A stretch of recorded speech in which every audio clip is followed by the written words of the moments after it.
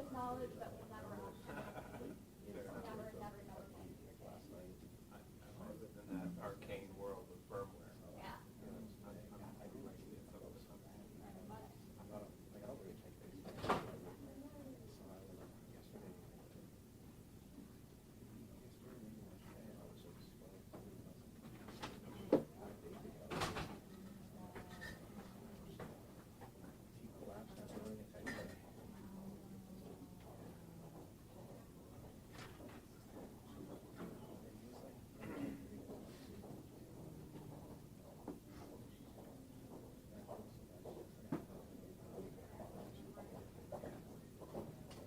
It's already running.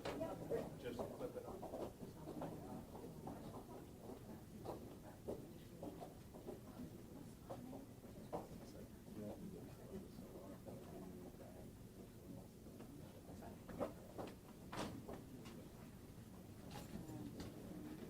No? Yes. Can we turn it on? It says it's not on. What? The mic. The mic is on. Don't touch anything.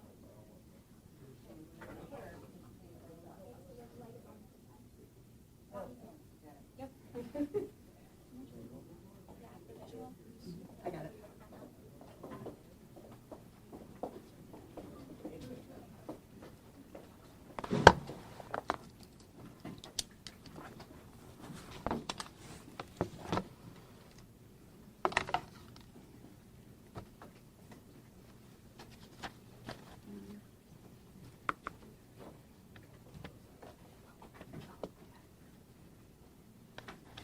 We're all set?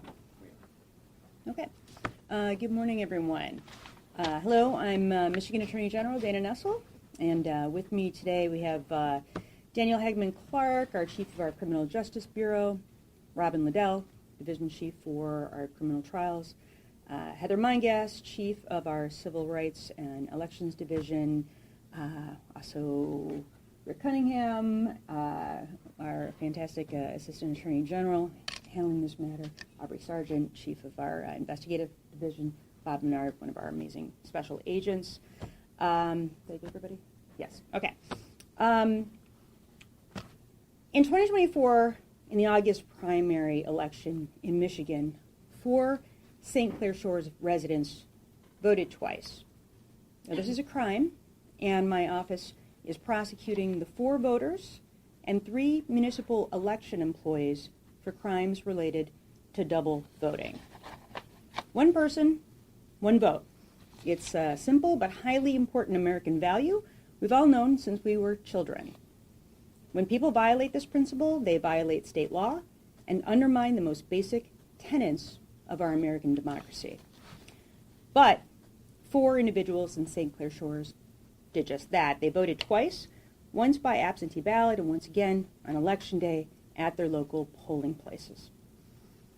Here in Michigan, we have significant barriers in place to keep this from happening, but on August 6, 2024, those vital protections failed because 3 election workers violated the law by ignoring systemic warnings and knowingly, willfully, allowing double voting to occur. And for that reason, we are announcing criminal charges against not only the 4 double voters, but as I have mentioned, also against 3 assistant clerks who enabled this to happen. Now, I want to be clear, these assistant clerks are not the volunteer election workers who greet you at the polls, but instead are municipal employees trained in election law and procedure with delegated authority by the elected municipal clerk. The actions of these 3 trained assistant clerks broke from established election rules so significantly that they committed a crime. Previous reporting falsely claimed that these illegal votes were not counted in unofficial election results. However, that is simply not true. These double votes were in fact counted during the August 2024 primary, but fortunately they did not affect the outcome of those results or of any races. Following the 2024 primary election in August, Abrielle Barrett, the clerk for the city of St. Clair Shores, correctly reported these 4 instances of double voting to Anthony Forlini, the elected Macomb County clerk, the St. Clair Shores Police Department, and the state Bureau of Elections. Despite common talking points by those who seek to instill doubt in our electoral process, double voting in Michigan is extremely rare. Michigan has over 4,300 voting precincts, and more than 1.8 million Michigan residents voted in the August primary. In that primary, there were 59 reported instances of double voting in Michigan, accounting for less than 0.005% of the total votes.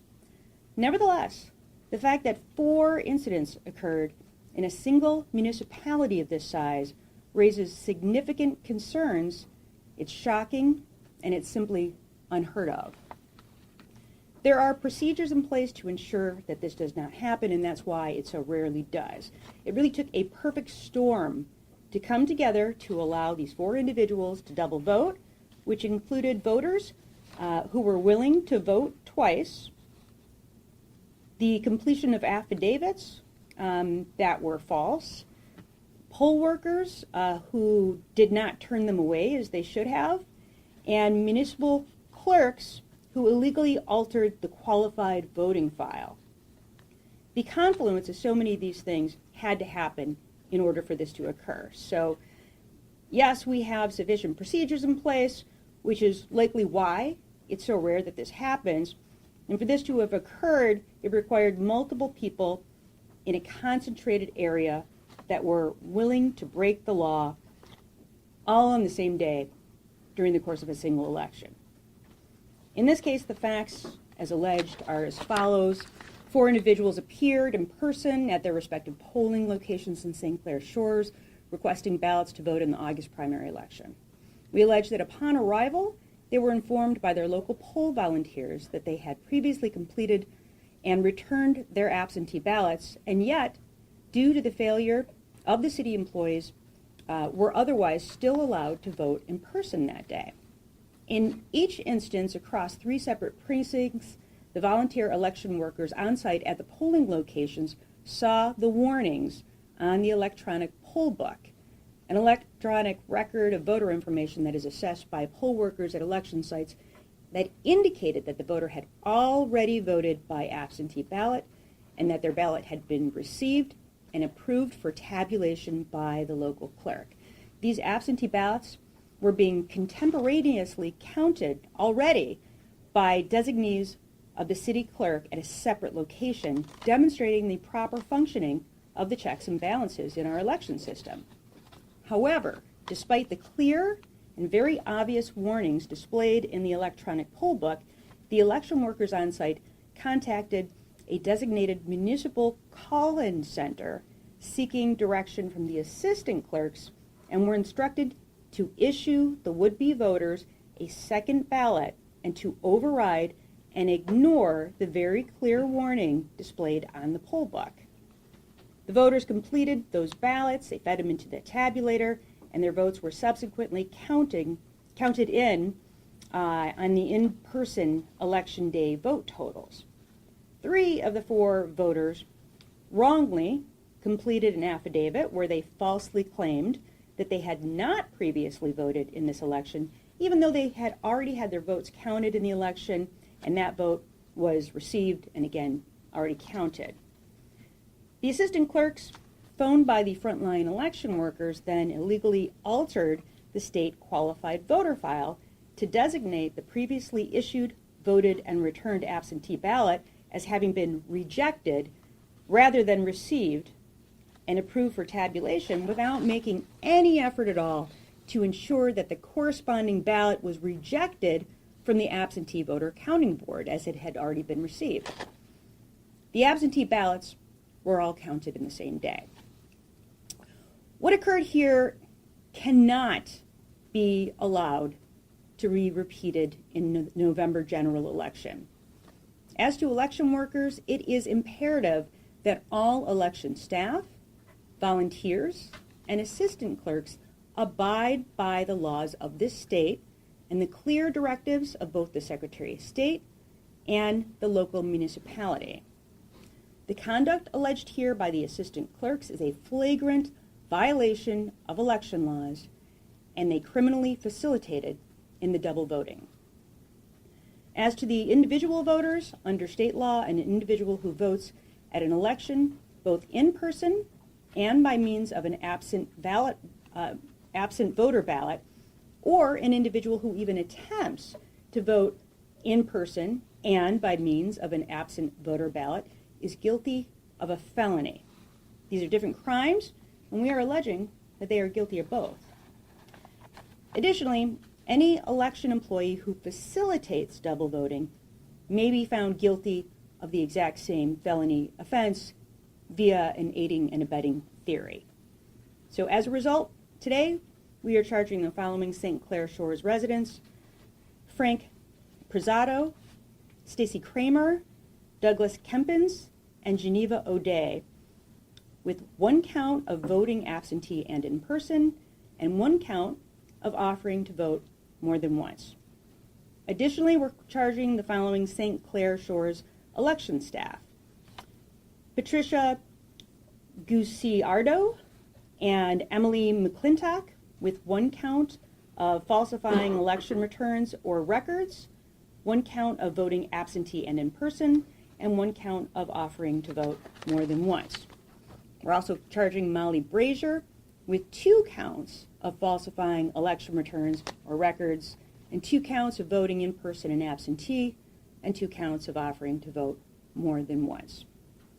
Offering to vote more than once is a maximum penalty of 4 years. It's a felony. Voting in person and absentee is a maximum penalty that is a 5-year felony, and falsifying election returns or records is a maximum 5-year felony.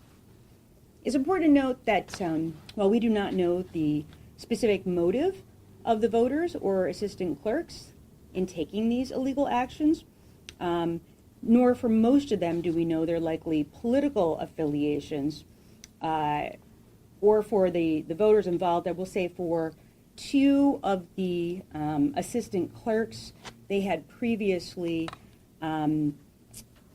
registered to work as election workers, and during their training, they both listed that they were members of the Democratic Party. But as to the 7 people who are charged, those are the only 2 whose parties are known to us. But none of that matters in this case, whether you're a Democrat, Republican, or an independent, a first-time voter, or a long-time voter. You only get 1 vote. And it is the job of our dedicated public servants to ensure this basic tenet of our democratic system is followed. This matter was referred to the Michigan Department of State, to the Department of Attorney General on August 15th of 2024. The day after, the local prosecuting agency, the Macomb County Prosecutor's Office, announced their intention to investigate and potentially prosecute this matter. And consistent with our standard response, our office allowed the local prosecutor to proceed in his investigation. This investigation was conducted initially by the St. Clair Shores Police Department, who transferred the matter to the Macomb County Prosecutor's Office in August. And shortly thereafter, the Macomb County Prosecutor's Office announced that they would not be pursuing criminal charges in the matter. But meanwhile, our office maintained consistent contact with the Michigan Department of State's Investigative Division, receiving investigative material in real time parallel to the Macomb County Prosecutor's Office while executing an independent investigation beyond the initial police report. Macomb County Prosecutor Pete Lucido announced on August 29th that his office would not be filing criminal charges. And upon my department's receipt of the case, however, it became immediately evident to us that these events, again, were extremely rare, extremely unusual, and that the prosecutor's office conducted no additional investigation of its own beyond what was submitted to them in the police report. And I will say, additionally, I watched some of the interviews of Prosecutor Lucido when he was denying the charges, and frankly, some of the statements he made were just factually inaccurate and also legally incorrect. My office undertook a thorough and investigative investigation of this matter. It's our opinion that the evidence supported the criminal charges and that it was plain to us. And while I won't speculate on why the Macomb County Prosecutor's Office declined to more thoroughly investigate or bring the appropriate criminal charges, it's just clear to us that the handling of this matter was insufficient. In our investigation, my office reviewed voting records, police reports from the St. Clair Shores Police Department, a report from the Michigan Department of State Enforcement Division. We interviewed election inspectors for the precincts involved. We conducted additional interviews with the now charged assistant clerks. We interviewed the city clerk and additionally the state's director of elections, as well as viewing the qualified voter file for the time-stamped changes that were made to the QVF. My office has been committed to pursuing, investigating, and when necessary, charging cases of election fraud, and we've done so when the evidence provides for criminal charges. Election integrity matters, and we must take these violations very seriously in order to ensure that we can trust the results on the other end. And we have charged residents for a wide variety of election-related crimes, ranging from voters who forged a signature on an absentee ballot or application to elected municipal clerks who made fraudulent entries in the qualified voter file, or who broke the seals on election equipment. And we have many pending cases before the courts currently for election-related crimes. It's my hope that every single one of these cases serves to prevent others who may be considering violating Michigan's election laws, and as an educational moment for Michigan residents who choose to participate in our state's elections. The election process is very well documented from the moment your ballot is requested, either absentee or in person, to the moment it's counted, both at the counting boards and through the tabulator. And as we are in the early stages of widely expanded absentee and early voting, I cannot stress enough that when you violate these laws, supporting evidence of those crimes is incredibly easy for us to obtain. And we take those offenses very seriously, and we can and do proceed with criminal charges when warranted. Now, we recognize that many new election laws and policies have taken effect this year for the first time. And because of this, I, along with the Department of State, have been proactively traveling Michigan and hosting town halls to answer residents' questions. Furthermore, following the announcement by Prosecutor Lucido to not pursue charges, public statements by that prosecutor and media coverage of his statements present such a potential harm that I believe our actions are not only warranted, but very necessary. That previous media coverage of that situation could leave voters with the very mistaken belief that they could fill out and return an absentee ballot and then subsequently appear at their polling site on Election Day and spoil their absentee ballot and vote in person. You simply cannot do that. And I believe I have an obligation to clear that record and correct this false information espoused by the county prosecutor ahead of Election Day. And let me begin with this. You absolutely cannot spoil your absentee ballot on Election Day if it's already been returned to the clerk and approved for tabulation and then vote again in person. You can't do it. And I'm going to repeat that. Unless you did not mail back or place in a drop box your completed absentee ballot, you cannot and have not ever been able to spoil your absentee ballot on Election Day and then vote again. Not in 2024 and not in any of the previous decades leading up to today when it's already been received and approved for tabulation by the clerk. There is no reason, situation, or precedent in which this would ever be allowed under Michigan law. Under Michigan's newly expanded laws, clerks can now begin early processing absentee ballots as early as 8 days before Election Day, and a ballot which has been received by the clerk's office cannot be legally spoiled after Friday, October 25th, 2024, for this upcoming general election.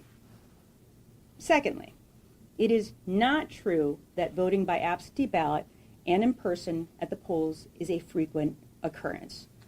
Election deniers have tried to assert this, but as stated before, the numbers show that double voting is extremely rare. Experience shows that the most common cause of this action is when the election inspector simply did not check the electronic poll book, or the voter voted in 2 states in which they maintain residence. Either way, the Bureau of Elections can easily identify those cases, and when they rise to criminal actions in Michigan, the case is referred to my department for further investigation and charges. And if I can for a moment speak directly to the clerks, deputy and assistant clerks, election volunteers, there is not a cause to second guess yourself in prior elections. If you're thinking, oh no, what if I made that mistake? You have not. We would have found out about it, and this was whether, we're talking about something intentional. I mean, in this particular case, this was specifically intentional. It was clearly wrong. It was not a minor mistake. It wasn't somebody who flippantly or accidentally made a mistake here. For the voters of our state who want to track their absentee ballots, we have an easy way to do that at mi.gov/vote. And from there, you can see a sample of your ballot, the date that your absentee ballot was requested, mailed, and received and approved for tabulation, and your in-person polling places for early and election day voting. Election security matters, and in our federal elections, it's not just a state interest, but a national interest that we hold secure elections, and as the state's top law enforcement agency directly charged with upholding Michigan's laws, our role here at the Department of Attorney General is to ensure that justice is done and Michiganders are protected from frauds perpetrated against our institutions. In November, Michigan voters will once again go to the polls to make their voice heard for representative seats of power all the way from township or city hall to the White House. And already the nation's eyes are on our home state. Let me be very clear. We will not tolerate criminal manipulations of our elections in Michigan, and my office stands ready and willing to uphold that promise. Our government has a solemn duty to afford its citizens a safe, secure, accurate election, and we will prosecute bad actors to the fullest extent of the law when our elections come under threat. But the responsibility is not in our hands alone. As has always been the case for American democracy, voters bear responsibility as well. And it is the responsibility of the voter, first and foremost, to know whether they voted and to not attempt a second ballot. And it is no less the responsibility of election workers to ensure that double voting does not occur, that they're following all the rules and procedures set forth to deliver a secure election. These are our collective responsibilities to maintain our democracy and our republic. And if those responsibilities are abandoned, my office will act swiftly on its responsibility to hold criminals accountable. And with that, happy to take some questions. Are you Simon? saying? So I'm going to start with Simon real quick, and then I'll get you out. Thank you. Attorney General, your findings in this case are significant. Do you believe that the defendants were working together as part of a larger scheme? Yeah, I can't answer that question. I don't know. We know that all 7 of these people committed crimes. In terms of whether this was a pattern or a scheme that they were working together, we don't have evidence to suggest that. Not saying that, as things move forward, there won't be further evidence. But as of right now, all we know are that these 4 people voted twice, that they knew that they were voting twice, and that these 3 election officials knew by their actions that they were specifically allowing these people to vote more than once. Headway?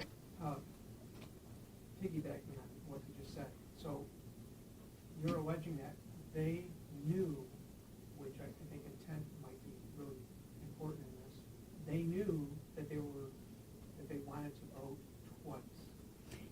Yes, we believe that.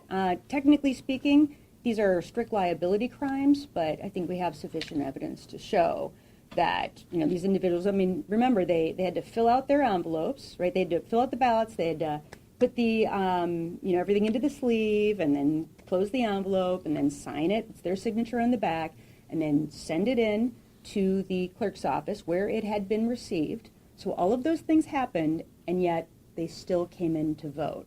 In 3 of the 4 cases, I will tell you, they filled out affidavits that were just plainly false because they said that they never received an absentee ballot, and we know that's not true. And the staff that you charged,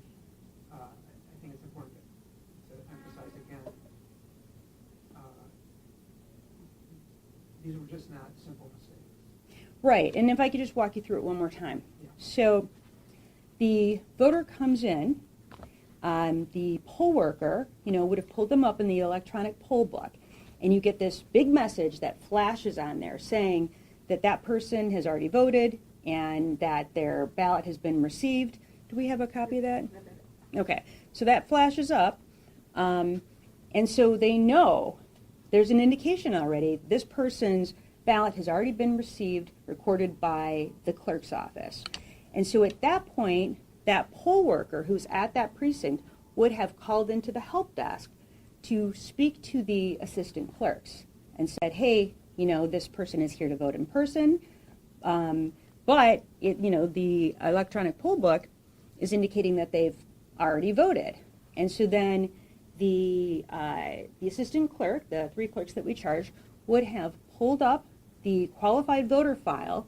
They would have seen right in there that that person had voted and that their vote had been received, and then they had to not just tell the poll worker at the precinct, no, that's okay, provide them with another ballot, but then they had to go in and they had to change the qualified voter file from received and then change that to rejected, knowing that it wasn't rejected, making no effort then to go to the counting board to pull their ballot. And by the way, it's not legal to do that anyway on election day.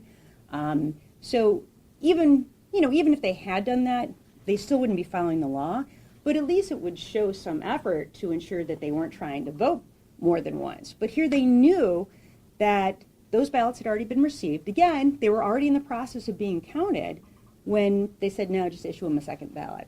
So there's no way that they could not have known that by their actions, they were allowing them to vote a second time. Yeah, correct. I believe you referenced this. Could this have been a misunderstanding of what the law on spoiling a ballot is?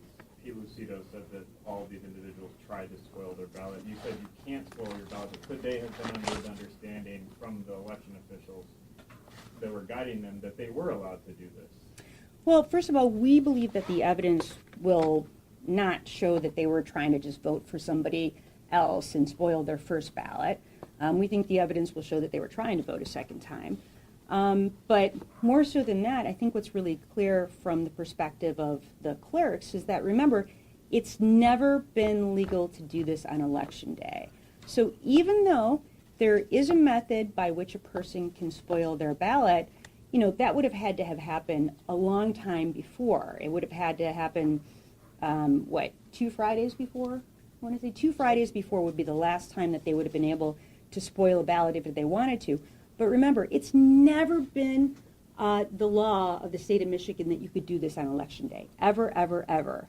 Now, why is that? Because they start counting, and again, this is now changed, but even in the before times, before we changed the law, they already start counting the votes at 7 a.m. They're feeding them into the tabulators at, the counting center where they have all the absentee ballots that have already been received and checked in.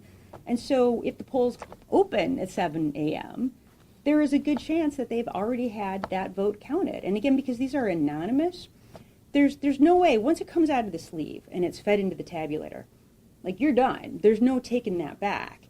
So there is just no way that these assistant clerks could have possibly been under the impression that somehow these folks were spoiling their ballots. They had to know that they were being counted twice.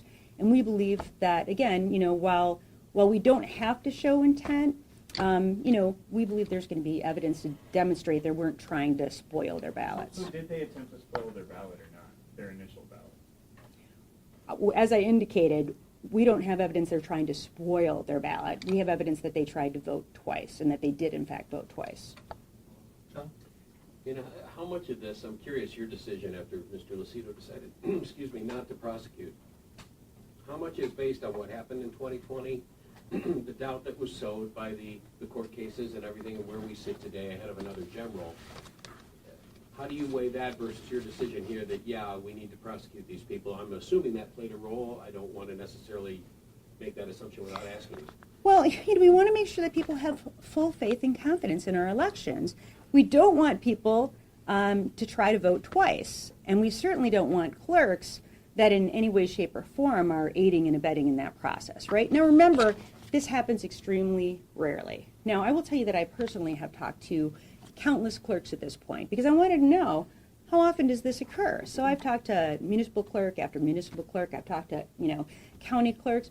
I talked to clerks of very large counties who say, in 20 years we haven't had 4 double votes.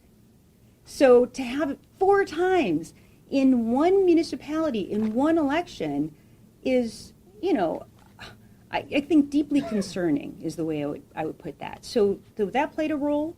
But then, moreover, of course, when I saw the statements, Prosecutor Lucido didn't just deny charges. He was very explicit as to why he was denying charges.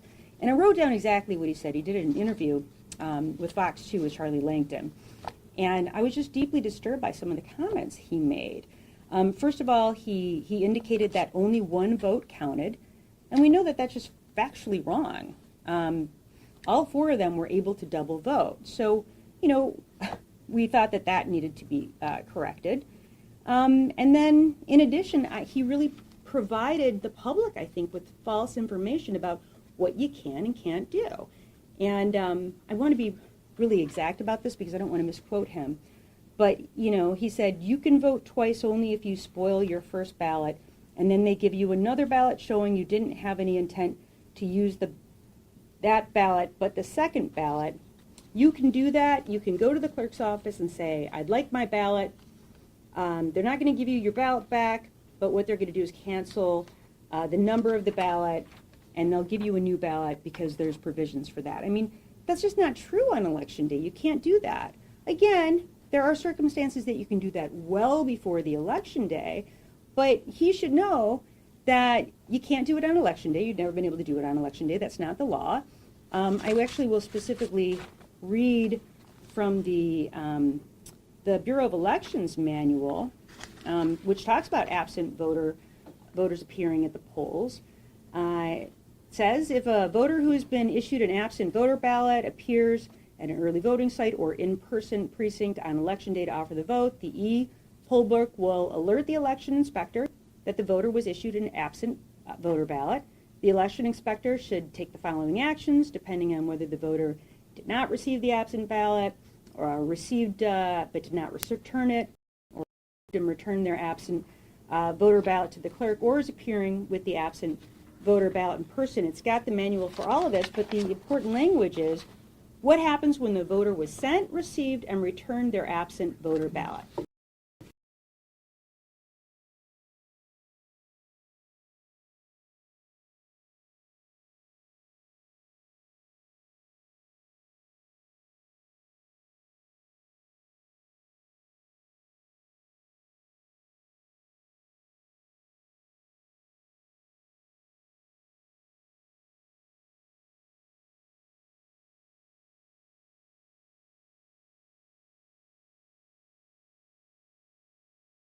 They can't, and there's a really good reason for it that I already indicated to everybody. It means that you'd be voting twice, and some people, we can't have elections where some people get to vote twice and other people only get to vote once. Obviously, that's not a fair election.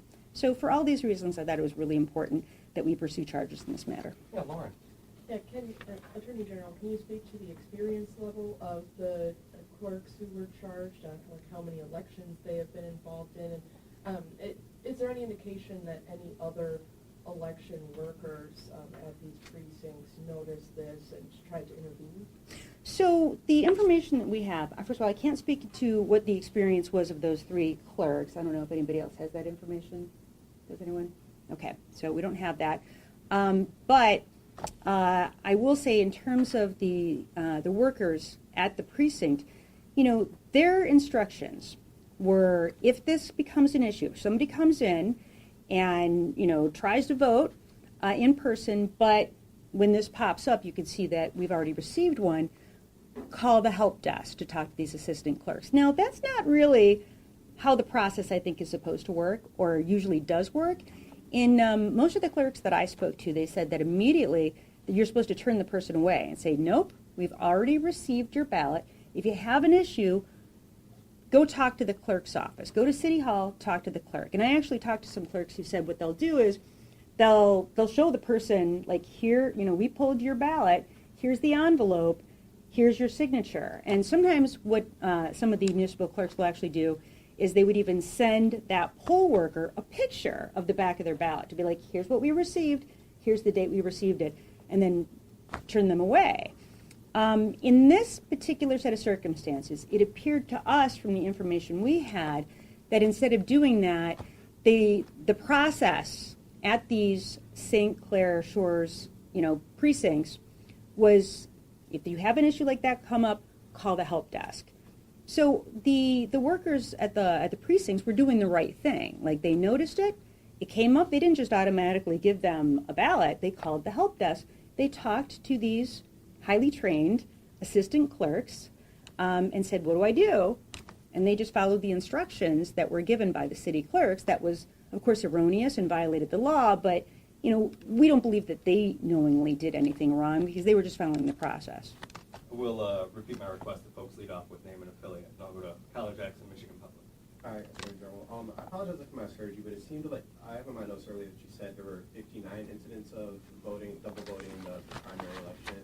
Are all those folks also being charged by the state, or what's going on with those cases? Yeah, so those cases are all either being investigated, or there are charges that are pending, or they're still being reviewed.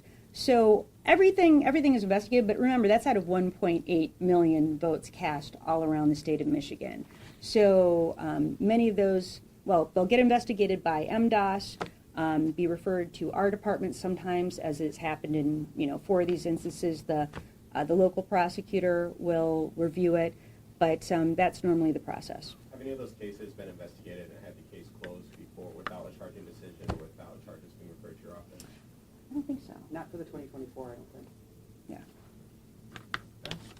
Attorney General, quick question about your statements regarding Prosecutor Lucido. Have you spoken with Prosecutor Lucido about his statements, expressing your concerns? Was there a back and forth between you two about this, or is this the first time that you're raising these concerns about his statements? And what did he say? Yeah, I've not spoken to him about this. Obviously, I was alarmed by it. Like I said, facts were inaccurate. The law that was applied also incorrect. What I would say is this, and I'm certainly not insinuating that this was intentional on his part, but for the prosecutor's offices out there, and I would say this in terms of some of the investigative agencies as well. I think what's hard sometimes is they don't normally handle these cases. It's very infrequent. And so I think that mistakes are made. Election law is hard. And investigating an election fraud case can be difficult too if you don't know all the policies, all the procedures, all the laws. And I think that what happens oftentimes, and again, not to be dismissive of the county prosecutors who work very, very hard, but I think that generally speaking, you got your gun cases, you got your drug cases, you got your rapes, robberies, murders. These are infrequent, and it's difficult because, again, the law is very specific. The law changes. There's so many different procedures that are involved here, and I think if you're not highly familiar with this, the way that our staff has become, it's easy to make mistakes. Just to follow up, so what's the current status of all these individuals? Have they been taken into custody? Are they being served? What's going on with them? There are outstanding warrants, and they've been alerted to that, right? Each of the defendants have been alerted. So we don't have arraignment dates or anything like that right now. One follow-up, Attorney General. How old are the individuals that Let's see. It's in the press release. Yeah, we will have that up shortly. Yeah. Tim can get it to you before we leave as well. Yeah. I'll, Ed, were you? I think a couple things. This was a primary. Were they voting? Which primary were they voting? Which primary were they voting in? Well, were they taking a Democratic ballot, a Republican ballot? Well, it's the same ballot. It's not like a presidential primary where you only get one. Right, but You get the exact same ballot. We don't know how you fill that out. It's an anonymous ballot. So however you filled that ballot out, we would have no idea. It's only in the presidential primary that you would pull, like, I want to vote in the Republican presidential primary or the Democratic. But that's not how it works for a regular primary. We'll never know. And who raised this? Who said, hey, we got some problems here? who got the investigation done? Was it a tip? Was it? It was the St. Clair Shores clerk, as you're required to do by law. When you have tabulations where it's clear that you had more ballots than voters, then you are required to report that. And she reported it to Anthony Forlini, the Macomb County clerk. She reported it to the Macomb County prosecutor's office. She reported it to MDOS. So she did her job as the law prescribes. And that's how all of us found out about it. All right, and we'll close it out with one more from Craig. This is on the broad topic of the elections in general. Did you read Jack Smith's latest findings in his investigation of Donald Trump? He wrote at length, if you read it, about what happened at TCF Center in the November 2020 election. I read your recitation of what was in the Appreciate report, that. yes. Why didn't your office investigate what occurred at TCF Center?